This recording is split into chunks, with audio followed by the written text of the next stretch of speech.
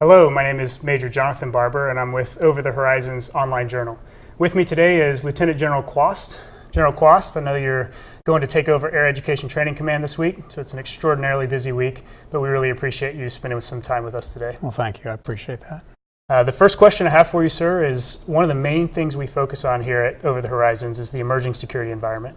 So could you frame for us from kind of where we are now into the next decade in context of the last 100 years, where are we? What kind of an environment are we looking at as a nation and as a military? Yeah, well, that's a great question, and one of the foundations of thinking in these terms is to be able to see yourself in the context of the broad arcs of history.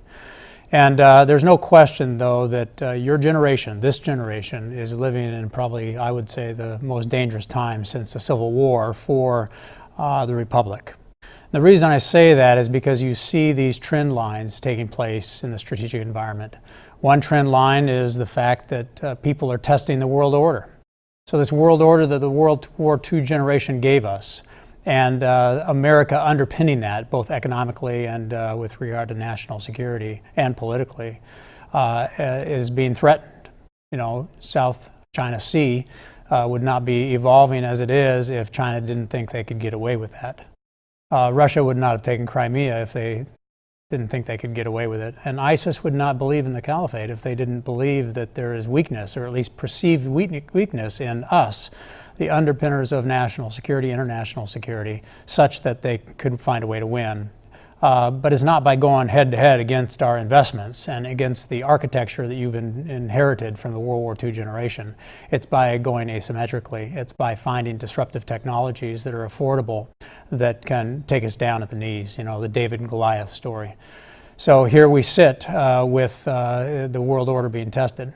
The second trend of history that is converging on this first reality is the accelerant of technologies that are cheap and disruptive. Just take a look at quadcopters, for example. Soon everybody will have an ISR drone and a cruise missile that can fly over a fence line into an open chow hall door and detonate a 2-pound IED with frag that can kill hundreds. And there's not a darn thing we can do about it because we have not built defenses for that kind of disruptive innovation that's cheap and in the hands of anybody.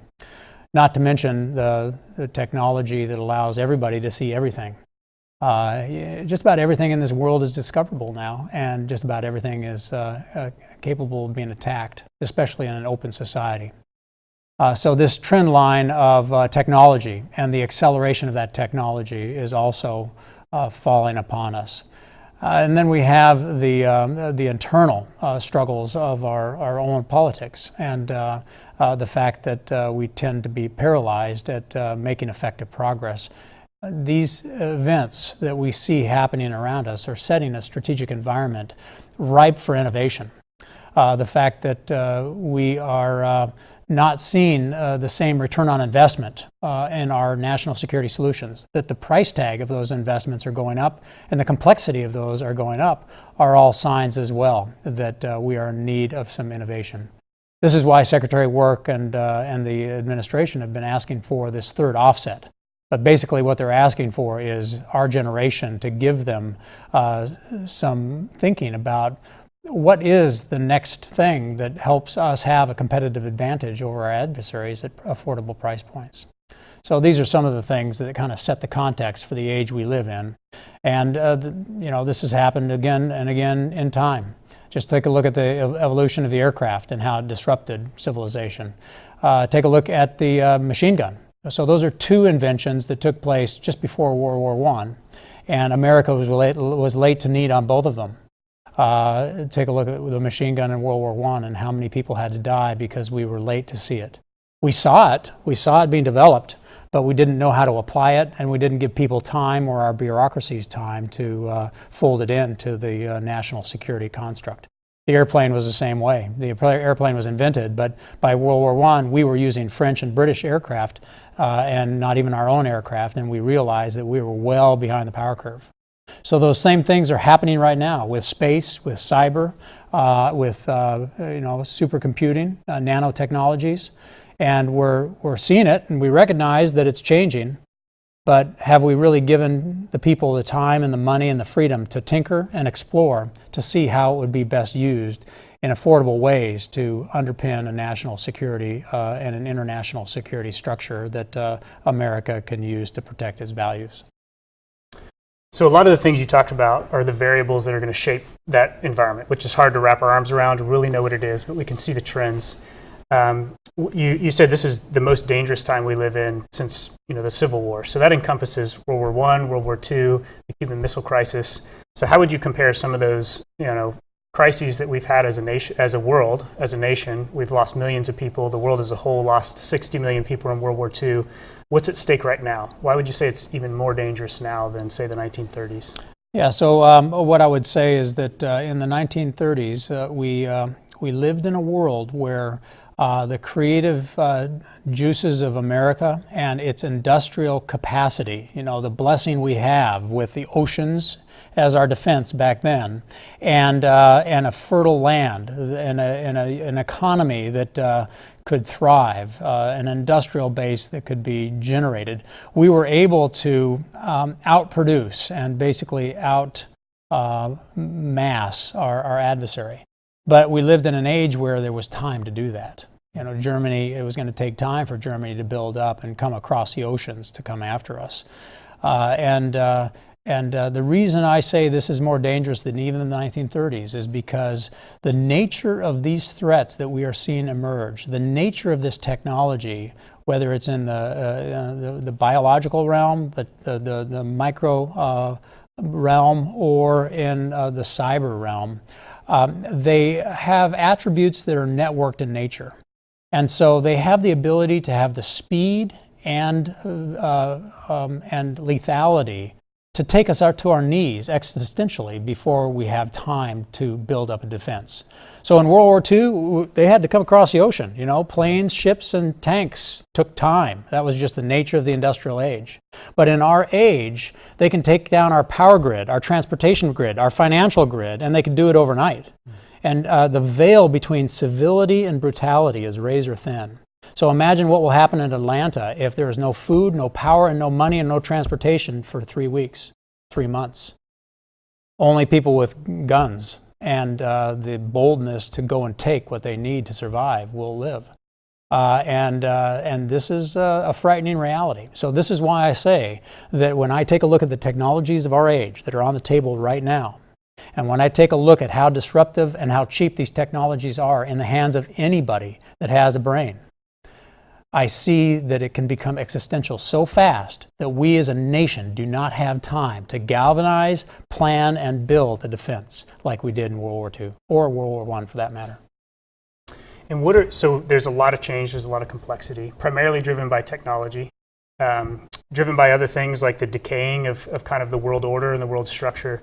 What are some of the things that aren't changing? What are the timeless factors out there, good or bad, that are not changing? Right, and this is what is so hopeful, that the things that don't change are, one that makes me very happy is that if you're an American, you live in a culture that has the most potential of being innovative than any other culture on planet Earth, in my view.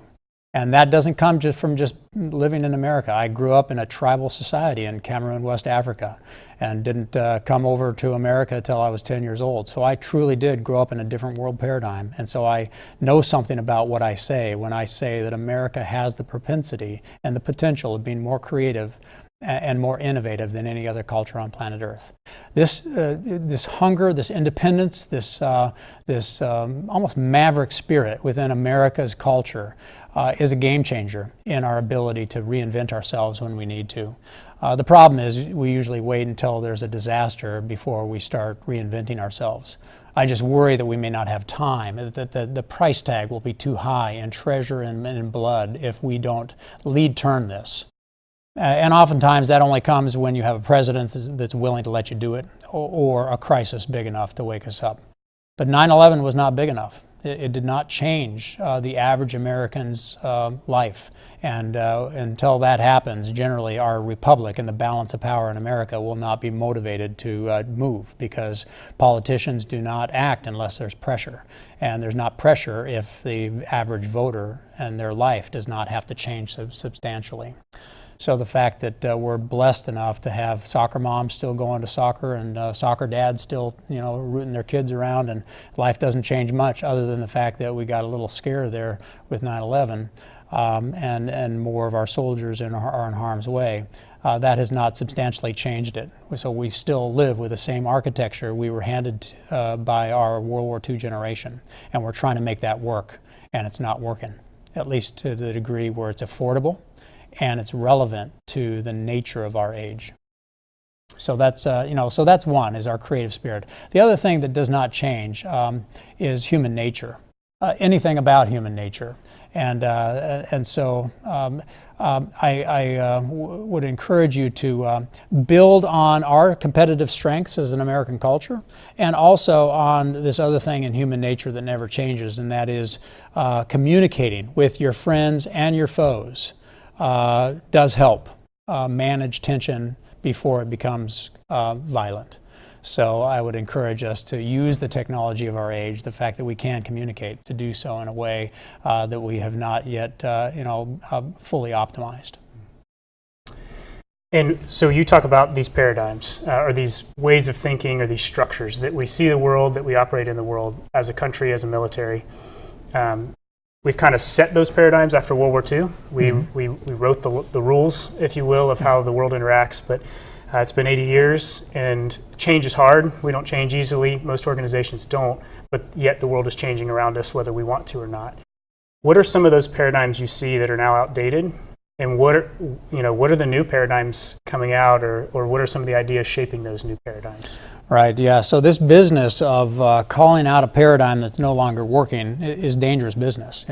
I like to say strategy is dangerous, because the moment you have a strategy that changes what we're doing, you will now threaten a politician who has been voted into office by a worker that's working on a product line in a company, in a state that's building something, and they're feeding their child. So you move the cheese, and there's going to be a lot of people upset.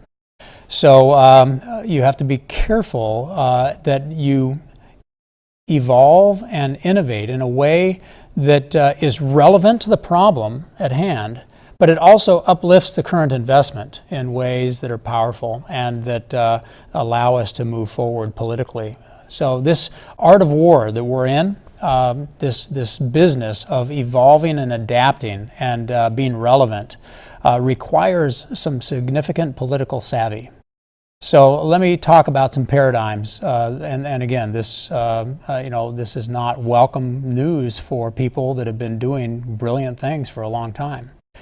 Let's take our some of our heavy platforms. Let's take the J-Stars, for example. Okay, brilliant piece of equipment, did brilliant work and does brilliant work. But it's big, it's slow, and it can't get close enough to do the job because of the threats. So here is an investment that is finding itself more and more challenged at getting in where it needs to get in. How do you use that in deep into Chinese territory, for example? Well, you can't. I mean, you just can't get close enough. At least if it's a violent and potentially a shooting war. So how do you do that differently? So I would say that broadly, we are very capable at doing things in permissive environments. We can bring all 5 core missions of the Air Force to bear in any permissive environment. But I would say that technology by our adversaries have made contested environments a bigger and bigger bubble.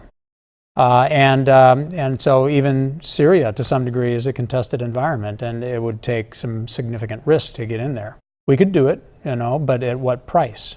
And how high is too high? How many aircraft have to be lost? How many people have to be lost? How much money has to be spent? And so I would say that most clever adversaries, or competition that could become adversaries, have found a way to take many of the things that we use and push us out of their area of influence. So there is a point of a conversation that you can have. Are we relevant if we cannot get our stuff to where it needs to go? So, we have methodologies for doing that, but how affordable are they? How fast do they solve the problem? Let's take North Korea, for example, okay? North Korea, if they are successful on this journey, they will be able to launch something that could be a real threat to our friends in the South and or in South Korea or Japan or the U.S. homeland. What if we envisioned capability that could shoot any missile that's launched, a rocket that's launched from North Korea? We could shoot it down before it hits apogee if we determine it to be a threat to their neighbors, our friends, and or us. The technology is on the table today to build something like that, but we have not. Should we?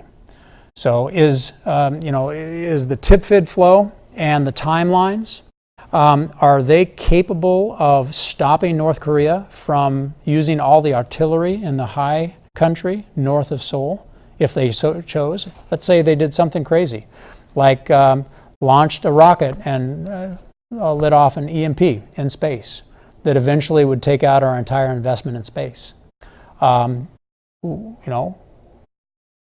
What if we could stop that? What if they decided to pull the lanyard and all that artillery? What if we decided we would design capability to be able to stop that? The tools are on the table to do that today if we chose to put it together, but we have not chosen to put it together. So here are some points of paradigms that are beyond where we're at. The paradigm of a tip-fid flow, and in 30 days we'll have enough forces and enough weapons and sensor density at range to project power. It takes time to put that all in place. But would it be too late? Would 8 million civilians killed in Seoul, South Korea be too high a price? What if they were able to launch a few missiles? What if we lose a city? Is the loss of Atlanta or St. Louis or Chicago, is that a too high price to pay? Well, right now we're marching into a period where if North Korea does what they say they can do, that is a distinct possibility. Is that an acceptable price to the American people? And if not, maybe we should build something different. So there are some conversations on some paradigms that worked back in the World War II generation where we had time to flow things. But if we don't have time because of technology, what are we doing to resolve those dilemmas? So one of the first things you said was, through the arc of history, we're at a time where the global order is challenged. The global order being the balance of power, how America relates to the rest of the world, how the whole world relates together. Talking about some of the disruptive technologies you've talked about, some of the paradigms. What's really at stake here is values. So what drives us is our values. American values have dominated over those last 80 years. They've kind of thrived in the world with us and our allies, and they've dominated our experience. That's just kind of what we see as Americans as the way it's always been. As we go forward and there's a shift of balance of power, that's at stake. So what would you say is at risk? What is the competitive field of values? What are American values? What's important about that? Right. So in the art of war, it's all about values. I mean, that's ultimately why we're here. Okay. If you think you're here just to provide fighting and winning capability, you're wrong. The art of war, going all the way back to Sun Tzu, the art of war is about being so clever and so strategic that your competition doesn't even have an economic chance to do anything about your ability to dominate wherever you need to. And it's because of this age-old principle that ultimately somebody's values will be the values that set the stage for the game. Somebody's will. And throughout history, the one rule of power is that those that have power set the rules of values. Those that do not have power must submit. That is as true as taxes and death. Okay? So, in this business, it is a business about whose values are going to be in this world. Now, the values that are enshrined in our Constitution are very unique in the history of mankind. This is really an experiment in the governance of humanity. And the values, if you boil them down, are that we value every other human being, no matter what they believe, no matter what food they eat, clothes they wear, or place they were raised, as long as they respect us. That we respect them if they respect us. And we can live in harmony and manage our tension, manage our conflict, manage our natural struggle for resources that will always befall humanity. But we manage them only if we own the power so that we can set the rules of the game. These are the values. So the question we have to ask ourselves as an American society is, in an age where this technology is undercutting the technology that gave America power to set the rules for the globe, are we willing to reinvent the competitive advantage and the power to make sure that those values propagate? Because if we allow somebody else to gain power, then their values will set the game. So the art of war is not about being a good chess player. It's about being a good game designer. And right now, the rest of the world has figured out the game that we designed back in World War II. And we are starting to lose that game because we cannot financially afford to be the world's policeman like we were after World War II. So this is really the job of our age. This is your job in your generation. The job will be, are you going to just be a good chess master and see if you can use the tools you've been given to checkmate your enemy? Or the fact that the enemy is playing a different game, are you going to be able to design a game that checkmates their game and moves to a different plateau? The good news is the innovators are there, the science is there, the engineers are there to build it. Everybody's in place. Do we have the political will to reinvent American power for the 21st century? Do we as an Air Force have the guts to invent a Mach 25 Air Force for the 21st century? This is really the question at hand. And so this is why it's such an exciting time and why I'm so happy and so hopeful. Because we've got the mavericks, we've got the engineers, we've got the builders. Oftentimes they're out there in civil society, not necessarily in government. But just like Wilbur and Orville Wright, who were mechanics in their garage that tinkered and discovered a new way, so too I want to unleash the tinkering airmen to take the tools of our age, they're on the table right now, cyber, space, and all the other incredible things, and design a new game for the 21st century to make us cheaper, better, faster, and stronger. So American values and our power is what defines the next 100 years. Sir, thanks a lot. We appreciate your time. We value your perspective here at Over the Horizons, and thanks just for giving us everything that you have given us to set us up. Best of luck taking over Air Education Training Command, and we're looking forward to seeing you up there. Well, thank you very much. Thanks for the time, and thank you for being the pioneers of the future, being those loyal, humble, professional mavericks that make a difference. And remember to keep your eye on the horizon, and do not get trapped in the bureaucracy or the tactics of the day. Those things are important, and they perpetuate what works. But right now, things are not working the way we need them to, and we need you to reinvent our Air Force for the 21st century. Thank you. Please go to overthehorizonmdos.com, and you can find more podcasts, articles, and journals on the emerging security environment and multi-domain operations strategists. Thanks for joining us.